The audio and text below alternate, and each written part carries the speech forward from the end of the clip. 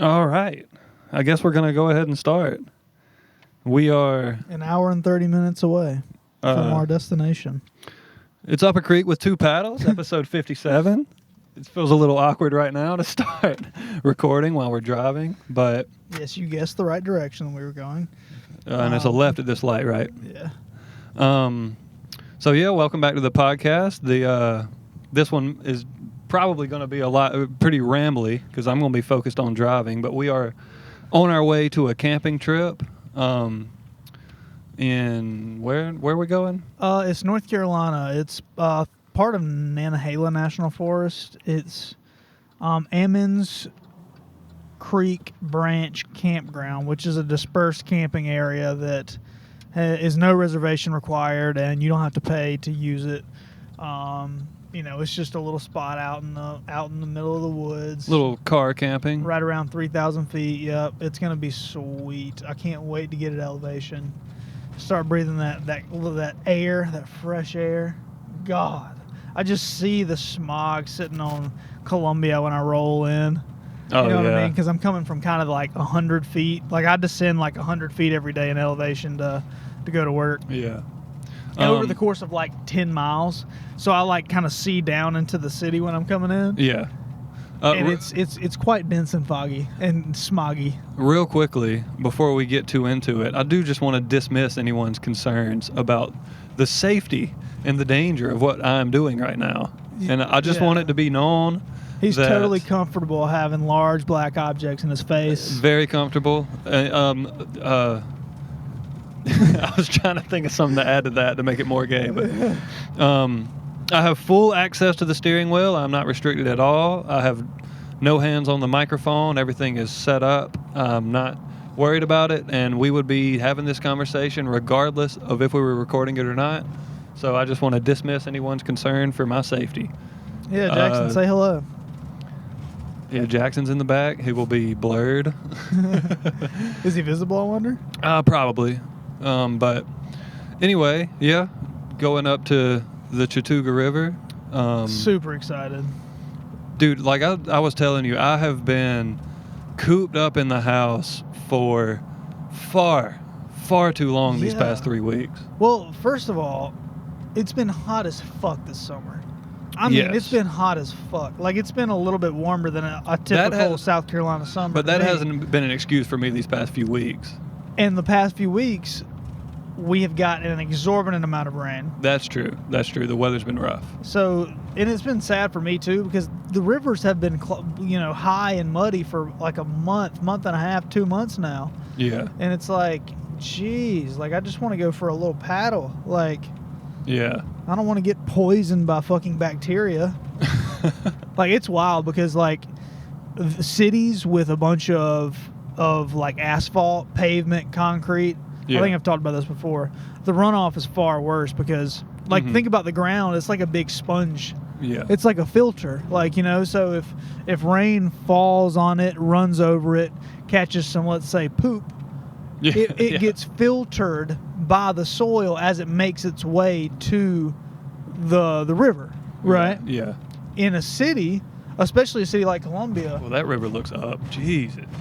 Yeah, that's going to be for sure. Sorry, we're definitely going to be mentioning things that the video can't see, considering we're driving. That's the Saluda River. It's actually the same river that runs through Columbia. Or it eventually makes its way to Columbia. I mean, I imagine everything's up right now with the rain we've gotten. In the mountains, we should be fine. Yeah. But yeah, the area that we're going to didn't get hit by Debbie, which is why the rivers have been high, really. Mm-hmm. I wasn't thinking about that. It got Union pretty bad, and I think it was way worse in Columbia than it even was in Union. Because Union was like the very edge, like it didn't quite get up into Spartanburg. But yeah, anyway, so the runoff, if it's just all paved, it literally just runs along the surface of that pavement. Yeah. And doesn't get filtered, and then it runs right into the river.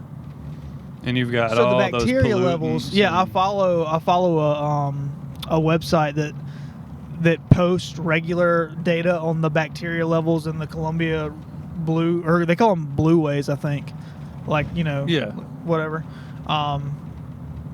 But it's the Congaree Riverkeeper, and though they use the website, I think it's called How's My River. Yeah. And you can look up the bacteria levels, and after a severe rain, the bacteria is always too high. And then they'll post a sign in the river access areas that like, hey, you shouldn't swim here. Yeah. You know, not today at least. Right.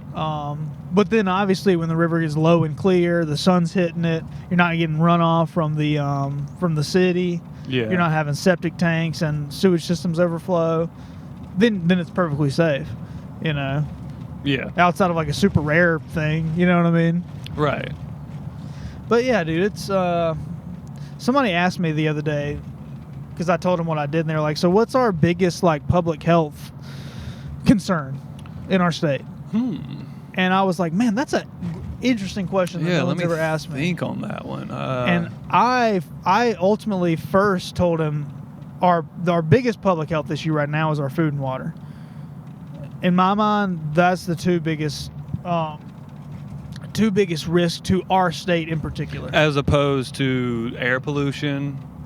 Yes. Okay. Right. Because when you say food, like that's going to be what is the biggest issue anywhere, but it's how are the pollutants in the area affecting the food and water sources? I mean, essentially, it depends on where you're at, right? Like if you're in China, yeah, right, and maybe you live right next to a factory that's putting out some carcinogenic stuff, right? Maybe that's your biggest health concern. Yeah, that's what I'm saying. Like, yeah, or maybe if you live.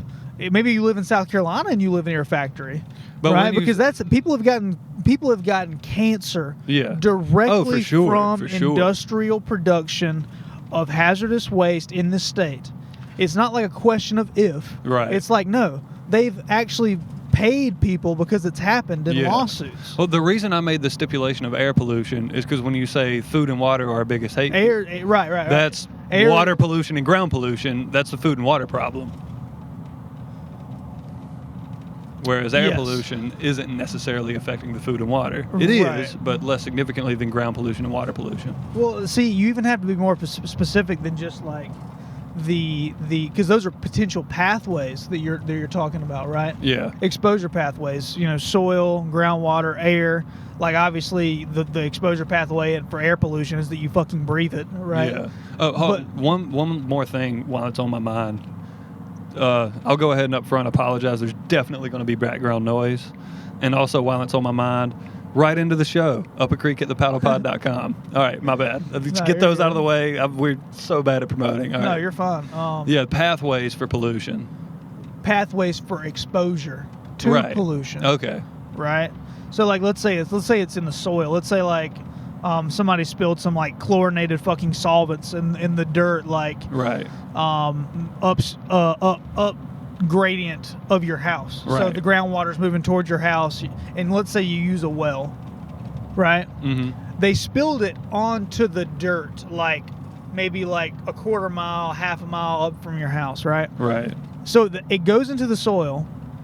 And then eventually it sinks down because chlorinated solvents or solvents in general are, especially halogenated solvents, are heavy, so they kind of sink. Right. And they don't absorb that well to the soil, and then they eventually make their way to the groundwater. Yeah. Right? And then that groundwater travels beneath the ground like a river or the tides. It travels down gradient. I mean, it just keeps falling downhill like it does in any normal situation. It just obeys the same laws of gravity and just flows towards your property. Right. And now that's a new medium that it's in, the groundwater. It's left the soil and now dissolved into the groundwater. Yeah. And also formed this. You see what I'm saying? So there's multiple mediums that it can be in, and then exposure pathways are many. One being you as the person who's taking the groundwater, right? You're pumping that groundwater up now and using it for your things, maybe irrigating your crops, you're drinking with it, you're showering with it, right?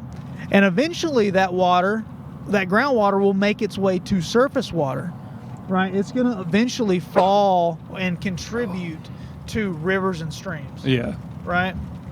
It might take it a long fucking time, but eventually that's where it's going to go. So another now exposure pathway as it moves from groundwater to surface water is people, using that water recreationally. Maybe they're fishing, maybe they're swimming, maybe they're kayaking, whatever, You know. Right.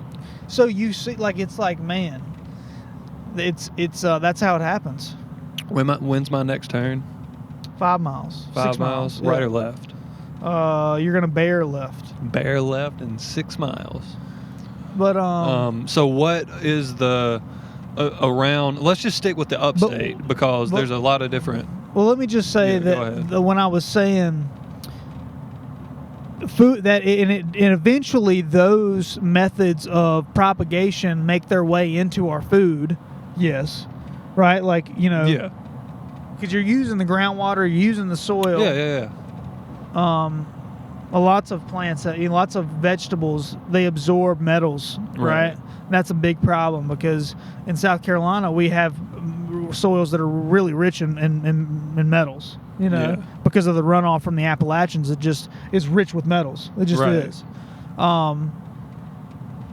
So I mean, that's why you have sometimes, this baby spinach baby puree has twice the legal amount of arsenic. Yeah. And it's like, well, did you test the soil there? Right.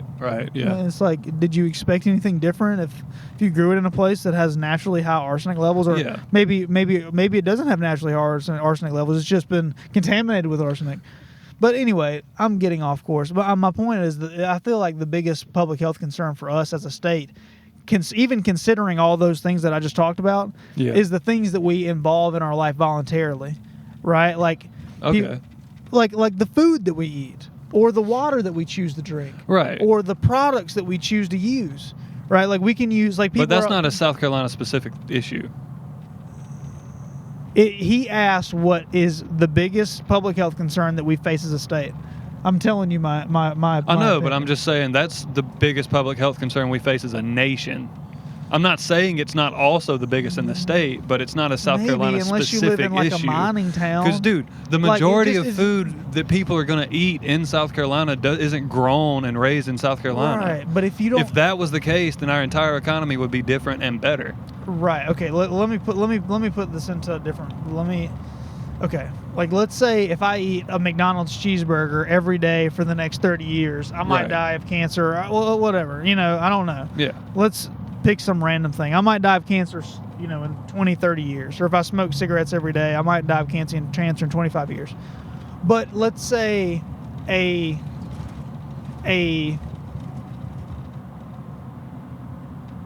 factory that I live beside has a release of acutely toxic material, and it kills you within 24 hours because your lungs stop working. Right. Like that might be your biggest public health concern. Or maybe you live in a mining town that the water is contaminated with horrible heavy metals because of the mining. Maybe that's your biggest health concern. But like in South Carolina, we don't face those issues as much. And like and a lot of the regulations that we employ in this nation keep us from having to deal with those things.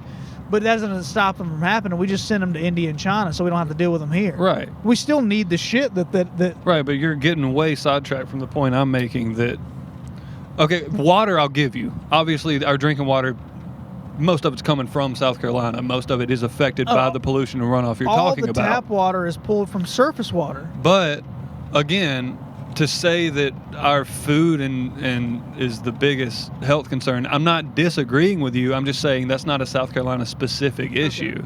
Right. Okay. Let's exclude that one then. Like drinking water, I'll give you. That makes sense. But what I was wanting to do is go deeper one level and say, where is that most of that pollution coming from in South Carolina? Is it big farms and using pesticides and germicides? From what I have seen so far, the biggest contributors to pollution are gas stations, dry cleaners, really, military bases, and facilities that use or produce, recycle hazardous materials. Right. Those are the main ones. All of which seem obvious except laundromats. Laundromats use... Or you said dry cleaners specifically. Laundromats, dry cleaners, a lot of them are the same thing. They use a chlorinated solvent called PCE, perchloro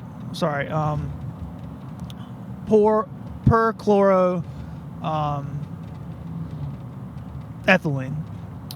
And it's literally just 2 carbons with 4 chlorines attached to it.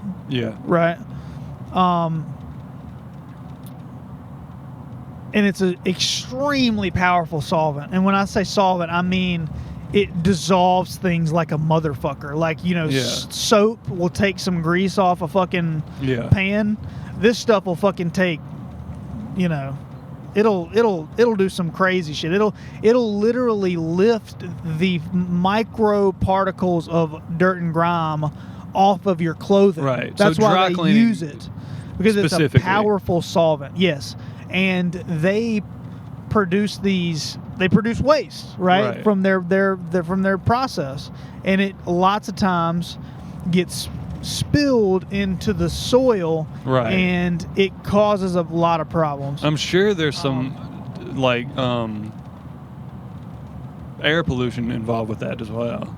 Not really. I would imagine that there's some volatiles, as you like to say, yes, coming off of that and being. They call it they call that vapor intrusion. Right. When the vapors from volatiles do sort of come up like into you're saying, a building. That's likely a lot less significant than the other. Right. Than if you were to like touch the soil or drink the water that came from it. You're right.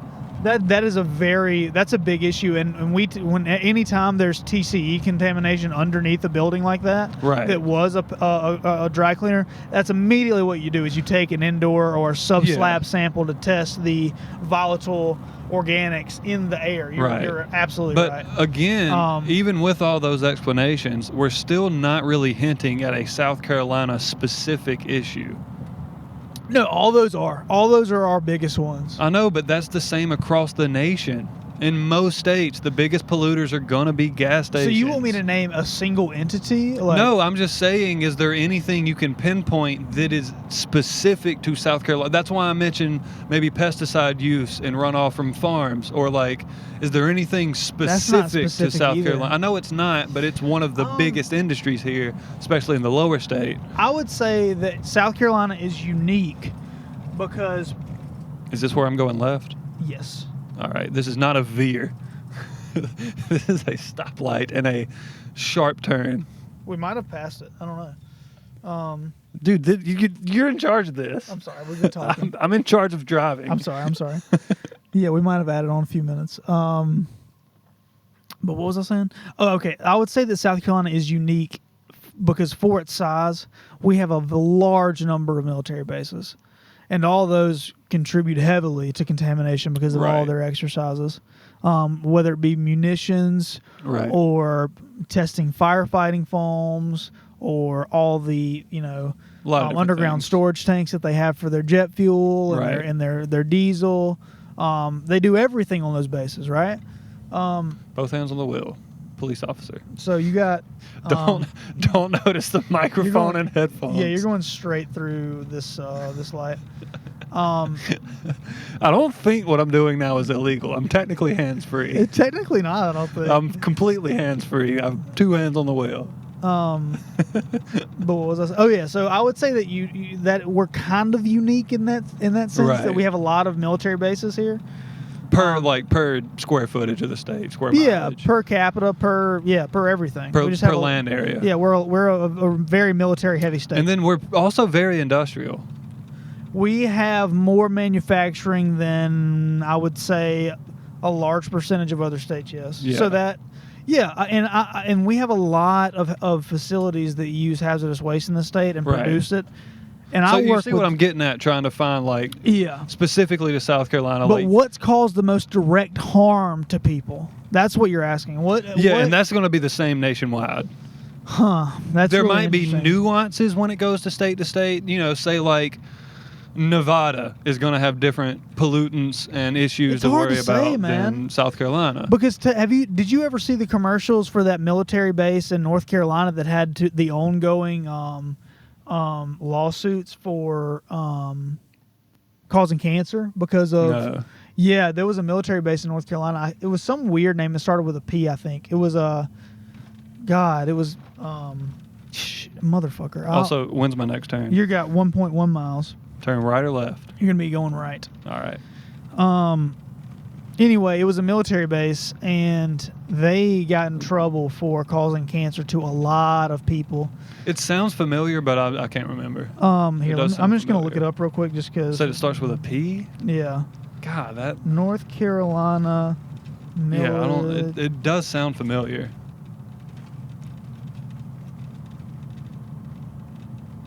Oh, Camp Lejeune. Camp Lejeune. All right, you were completely wrong. Drinking water at Camp Lejeune was heavily contaminated with a number of cancer-causing industrial chemicals, including, this is what I was talking about earlier, chlorinated solvent trichloroethylene. Okay. Is that directly like dry cleaning military uniforms? Well, no. Well, like on the base? You can use it for anything, man. You can use it to clean metals. You can use fair it enough. You can use it. It's just a great solvent. Right. It's good as fuck at what it does, and that's why people use it ubiquitously. But it's fucking causes cancer because it just it solvents your insides. All of our most useful chemicals cause cancer. It just breaks down your fucking cells. It's literally what it does. That's fun. Yeah. So anyway, what was I saying? So it's hard to say, like, and that's just in North Carolina. Right. But I mean, man, I wouldn't be able to say. I wouldn't be able to say what single entity has caused the most direct harm to. Well, I think we're definitely getting closer by pinpointing the heavy industrialization in this area. Definitely, there's going to be some effect from all of the large-scale monocrop farms in the lower state. And like you're saying, military bases. I think those three things are probably at the top of the list for South Carolina specifically. Yeah, for sure. But like, you got to think about this, okay? Like, the factories that deal with this stuff, that produce it, they provide jobs, they provide money to the economy, they provide products that people can buy, right? The military base is the same thing. Like, it provides an economy to the area, farming, everything. So anytime we make regulation that enables people from, doing a certain thing and making money from it, we have to understand that we're taking away money from our local economy. So it's a double-edged sword of how can we be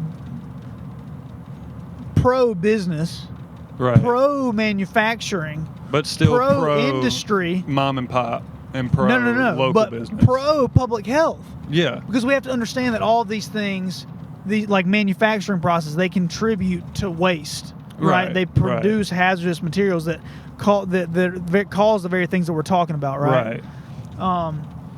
Whether it be like a metal refinery or a plant of any kind, like they all produce hazardous waste.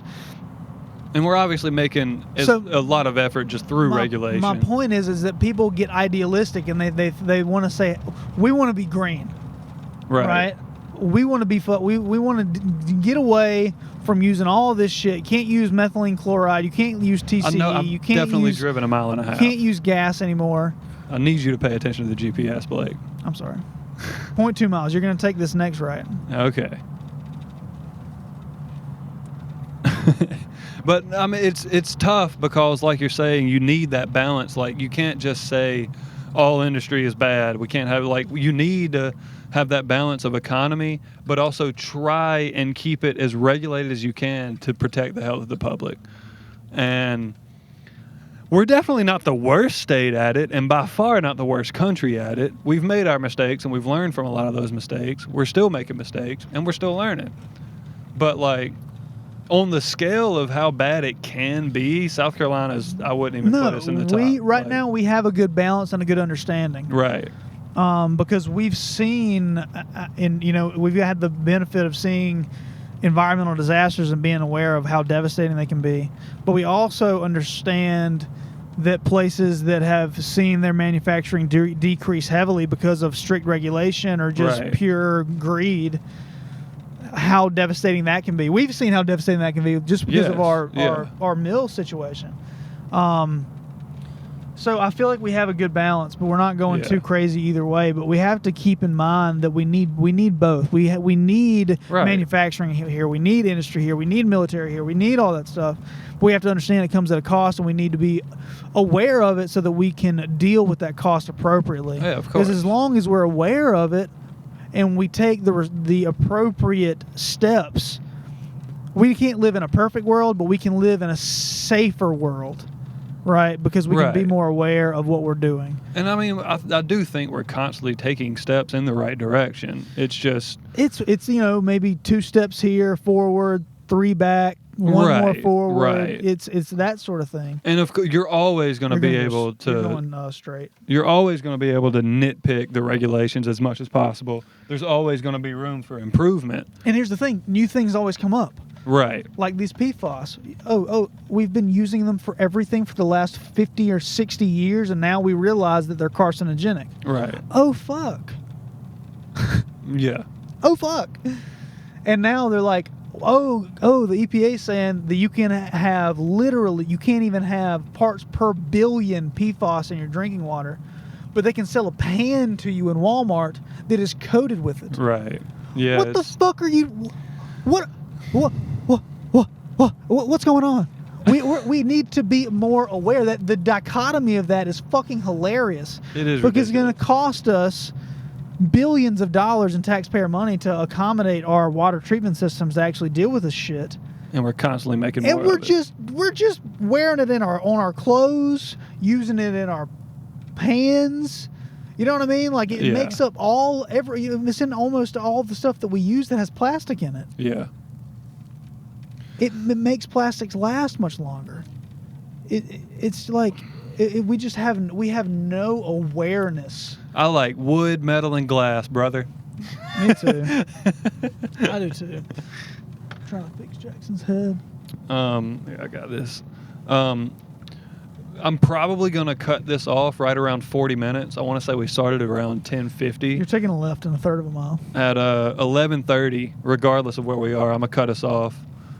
I mean, unless we're in a good conversation, we'll wrap it up. But I definitely don't want to be too distracted the more we get into the mountains and these roads get tighter and windier. Yeah, I'm sorry. I took you on a back road because I missed a turn. I don't mind that. I love back roads. These are my favorite types of roads to drive. Look at that fucking Bronco, bro. Or I think that was a Scout. But take a left. International. But we're in the hills now, man. Oh, dude, we're in the fucking hills. I love it. For sure. Hanging a left right here, sure. This is the road we were supposed to be on. They probably didn't have that much time. But yeah, man, I'm constantly glad and disappointed that I'm where I'm at in my job, because it can be so boring and so tedious, but at the same time, like, somebody needs to be paying attention to this shit. Yeah, and in the back of your head, you know, and you're doing something good. But man, yeah, no one's ever asked me that, because everyone just assumes since we're in America, we're good. No, that's an interesting question, and honestly, it's even insightful that it was hard for us to pinpoint something that wasn't a nationwide problem anyway. It kind of highlights, like, we're all in this together. The same thing is affecting all of us, regardless of where you're living in the nation right now. Some people might have it a little worse than others, but it's affecting all of us. And the more awareness we bring to normal people who haven't had to study this shit in college to actually understand it. Well, like we were just commonly aware. Well, like before we were recording, we were saying, like, you were talking to a 50-year-old and explaining to them your traffic bubble idea, and they had never even considered that they should drive in a more relaxed fashion. It's like, dude, people are just on autopilot constantly. Even if you, like, I've never studied this shit, but it's something I think about, it's something I consider, and it's something where I take an effort to be, you know, let me have less plastics. Let me try to get products that are a little bit more environmentally friendly and safe for me. There's so many people that just don't think about it, and they just trust, like, you know, somebody's looking out for us. It's all good. And it's just not the case. Like, to a degree, yes, there are institutions in place that try and keep regulations as best as, keep all the pollutants to a minimum Here's and the keep sad health thing. and safety as good as it can be. That is true. We are starting to develop entities that look after people, but up until like 1975, it was largely the companies just like We just took their word for poisoning the local community without the people knowing, and then be like Yeah. not even telling them. it. Right. And That's even mostly how it's worked. And even now, there's plenty of companies where they just do their own scientific studies and they show us the one that makes it look like they're doing okay, and it's like, yeah, it's still going on. Right. Well, the way it works is companies hire a consultant Yeah. to do work for them. Consulting should not be an occupation. Does that make sense? Yeah. And consultants do have a certain moral obligation to do science. And I certainly felt that as a consultant. When I did it for 2 years, and I think I really enjoyed it. And I good was never consultants pressured by my boss or anyone else to lie or Right. be misleading about results. That could also be the field you work in. However, we're a small company, Right. and we're not playing with a lot of money. Right. So And there's less incentive to be shady. It's certainly feasible, and it can certainly be done. You can certainly fudge results easily. Oh, yeah. You can present data that makes a situation look a certain way and be misleading. Yeah. Absolutely. And every time it happens, before these, like, let's say the company that's producing the hazardous waste and the consultant realize there's a release, they talk about everything before they give any information to the government. Right. Does that make sense? So they get to sort of They weed through all the results and they analyze. exactly. And It's yeah. not like there's a government employee looking over their back when they're doing everything. The government always No. isn't always getting the raw data of what's actually going on within these companies. They do get the quote unquote raw data, but my point is those locations can be purposefully chosen to avoid certain Right. findings. And if you don't have a very good government employee looking over these things in detail, then it's Yeah. just no one knows. Well, it's kind of, It just gets forgotten. I don't know how good this analogy is, but it's like I'm a kid. My mom told me to clean my room. I just shove everything in the closet. She comes to check on the room. She's like, oh, looks good. She never checks the closet. There's always somewhere you can hide a lot of your dirty secrets. Right. But let's finish out this episode by talking about camping or something more lighthearted. This has been a very downtrodden topic so far. No. It's just realistic. Yeah, but realism is sad and depressing. This camping trip is about to be the best anyone has ever eaten on a camping trip, period. I'm so excited. Dude. I'm so excited. We got the uni. We're going to make some pizza. Caden's making jambalaya. What else? Fajitas. Bro. God, it's going to be I brought good. some granola bars. Oh, delicious. Ooh, that's a nice Bronco.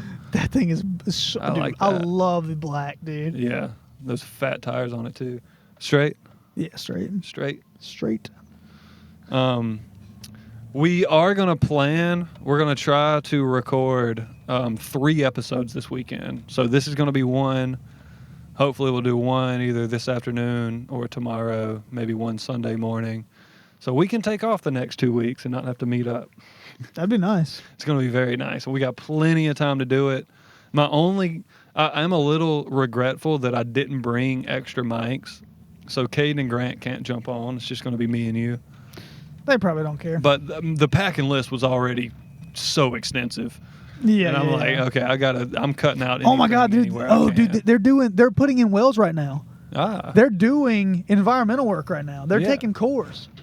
So this is the machine that we used when I was a consultant. That's how we take soil samples. Right. It basically, the camera's right there. It'll shove a 2-inch diameter, basically pipe Yeah. into the ground and take a solid core out. Right. So you get this perfect geological picture Yeah. of what's going on in the subsurface. It's really, really fucking cool. Those machines are about $400,000, and they will make you some money, baby. Those things are expensive to run. Oh, I'm sure. But yeah, that's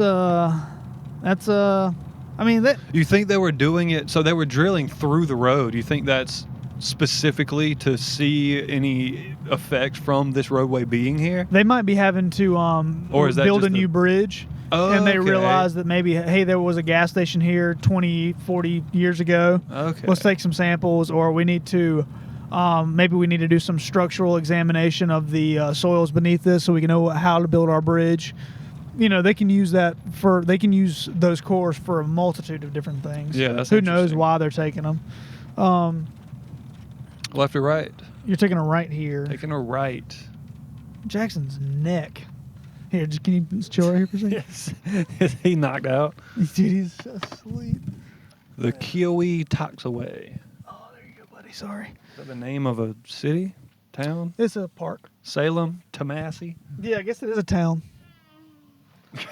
You good, buddy? Oh, I didn't realize it was a three-way stop. I thought that was a... All right. Oh, we're about to get on 11. Yeah, I know where we're at now.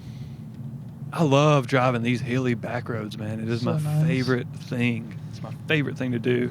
I am, like, I was going to come up with any excuse to drive this time. I love driving. Yeah, I knew you wanted to drive your truck up here, Oh, yeah, especially now that I got the truck. and I'm all for it. My truck probably could be spared some miles. Yeah. So- I'm definitely going to need an oil change after this trip, though. Bro, I've been having a slow oil leak. Really? Yeah. So I took it to the mechanic. This is kind of funny. I took it to the mechanic, and they do this forensic analysis where they put dye in your oil, Yeah. and they'll I'm come aware. back with a black light if you bring it back like within 100 miles or something, Yeah. and they'll tell you where you have all your oil leaks. Right. So I did it and whatever, and I took it back, and they found like 8 slow oil leaks. Oh, God. And to fix all of them, they quoted me like $4,000. Jesus. And it was a very detailed report of everything. And I called my my stepdad because he's a motorhead or whatever. Yeah. And I was like, "Yo, like, what do you think about this?" And he was like, "So do you see any like oil under your car? Right. Yeah. Like is it is it leaking? Like is it like if you live in an oil spot like where you're parking?" I was like, Right, "No, like dripping. these are I guess all just slow leaks, slow burns. You know what I'm saying?" Yeah, the oil's burning off. And before he it's was like, dripping. "Man, I wouldn't get any of that stuff done until No. Like, let's start with the worst leak and see how that improves the situation. Yeah, I've already had one leak fixed. It was I don't even remember what it was. Yeah. But yeah, it's so funny. It's like just using like direct logic. Like, Yeah. Is it a problem? yeah, like is your car running? Like, Yeah. but yeah, no. So I've been having to add some oil every now and again. But it's like a quart every few months. And It's on a not- 15-year-old truck, I mean, that's Duh. expected. Yeah, things should be loosening it up a little bit. If that's the biggest problem you're dealing with, then that truck's all right. It's For treating sure. you well right now. Yeah, just add some oil in it. Yeah. But yeah, man, I love that truck. I don't even care if it's old and dirty. Like I like No, it. I love this thing. No, not yours, mine. No, we have Yeah, the same it's truck the same truck. essentially. Yeah, what year is this one? 2010, and yours is 09.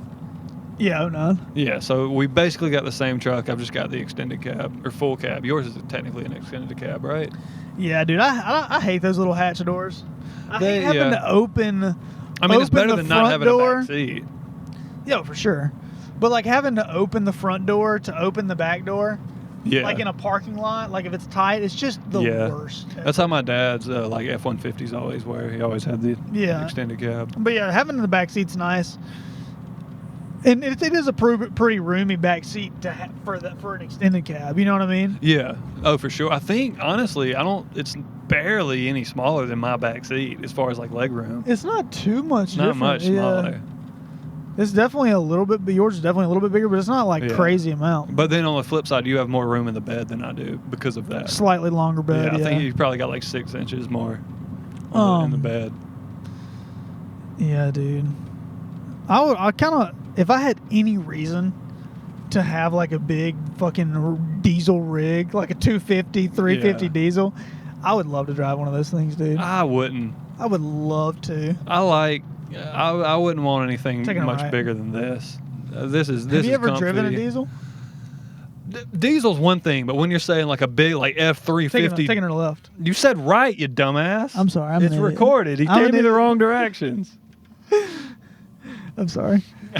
But yeah, like a diesel's one thing, but when you're saying like a big like rig, like a dually or something, I don't need that. I don't want that. They're just like boats, dude. They I just don't like, want it. I don't. This is plenty big enough for me. I don't want anything bigger. Oh my gosh. No, I know what you mean for sure. Like this is already sometimes a struggle to get into a parking spot, dude. I see people with trucks. Have you started backing in yet? No, I don't back in. Come on, bro. Well, Get with the program. What are you talking about? You got to get with the truck program. Have I not explained this to you? Yes, you've explained it to me, but I've encountered no situation where it was necessary. Dude, you're retarded. It's every situation where you need to park in a fucking parking lot. No, it's not. Between two cars, yes. I just park not between two cars. I'll walk a little extra farther to park comfortably. Oh, yeah. I forgot you live in Union. Yeah. I'm You don't not have to- squeezing into spaces in a crowded supermarket. Forgot you There's don't live- empty lots, dude. I forgot you live in a measly town. Well, I'm in Spartanburg 90% of the time. I know, other I'm than just fucking around with Yeah, you. but no. But no, dude. I'll walk an extra 15 feet just so that I can not park But between two cars. Eventually, you don't have the option, right? No, I haven't encountered that yet. Not once. No. The only time I've encountered it is in like a Walmart where the parking spaces are slanted and therefore super easy to park in anyway. Right. You just pull in. And you can't back in those Yeah. because you're facing the wrong direction. I back in because like a lot of the parking lots that I deal with in Yeah. the city are like, slanting. It takes up more room. Like you only use them if you have, Right. more room in the parking lot. So lots of times I'm in like the box where if I'm in a truck, like I have to like Ooh. try to swing way in because it's like a square parking space. You know what I mean? You have to do a That's square pretty. turn to get into it. This Yeah. is Lake Kiwi. Yeah. Lake. Kiwi River. It's just Um, it happens to be a very expansive part of the river. Basically a lake in the middle of the river. But it was labeled as Kiwi River. Gotcha.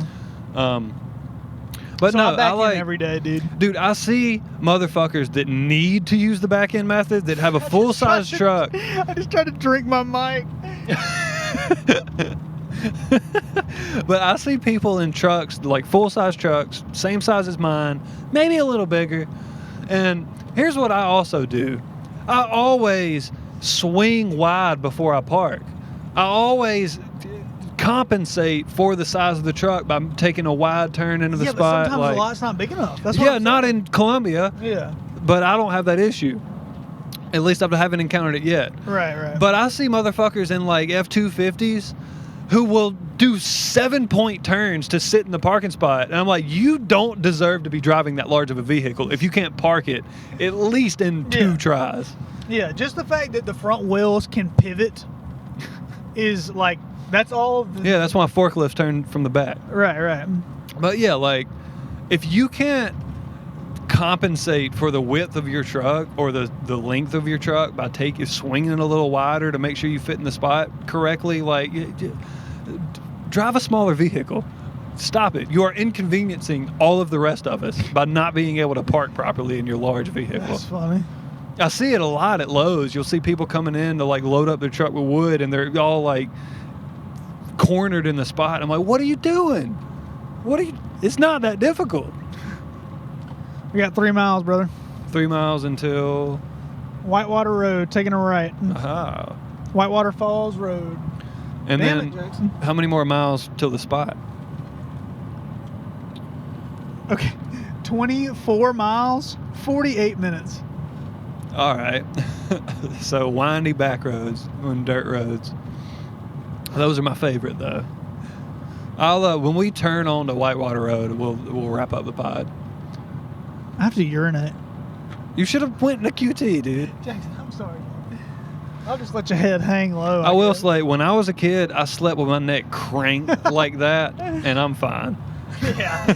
I just feel so bad for him, dude. It was always more comfortable to me. Even still I'm nowadays, always scared he's gonna sometimes fucking I'll suffocate. crank my neck a little sideways and it's more comfy. You know what I mean? Like, Yeah. I don't want to cut off that airway. I mean, Christ have mercy. 1.8 miles. It's a right. Mm-hmm. All right.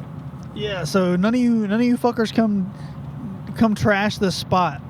No. We were kind enough to tell you where it is. Hopefully anybody please who's take care of listening is respectful of nature.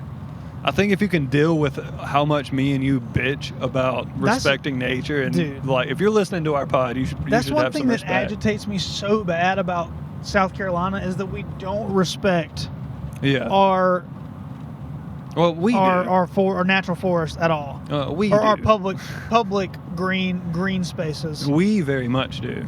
It's just it's so sad to see like how much I see like rivers like it's trash. Like public rivers trashed, and it's just awful, dude.